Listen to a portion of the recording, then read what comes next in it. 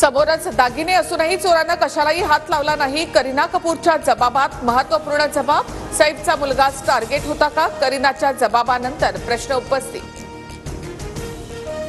घरात शिरलेला चोर खूपच आक्रमक होता। त्याने सैफवर अनेक वेळा वार केले।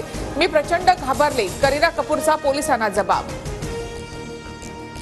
अभिनेता सैफ अली खानवरील हल्ला प्रकरणात मध्य प्रदेशमधून एका संशयित ताब्यात। मध्य प्रदेशच्या दुर्ग भागातून आकाश नावाच्या व्यक्तीला मुंबई पोलिसांनी ताब्यात घेतलं।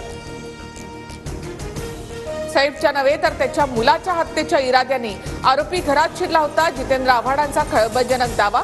प्राणघातक हल्ल्यातून नशीब बलवत्तर म्हणूनच सैफ वाचल्याची प्रतिक्रिया। आरोपीने हल्ल्याच्या आधी सैफच्या मुलाच्या रूमकडे जात 1 कोटींसाठी धमकावल्याची माहिती। चोरीऐवजी मुलगा जहांगीरला ताब्यात घेऊन ब्लॅकमेल करण्याचा डाव असण्याची शक्यता। वांद्रे आता सुरक्षित राहिलं नाही। सैफ अली खानवरच्या हल्ल्यानंतर अजितदादा गटाचे नेते जिशान सिद्दीकींचं विधान। काही दिवसांपूर्वीच बाबा सिद्दीकी यांचीही हत्या।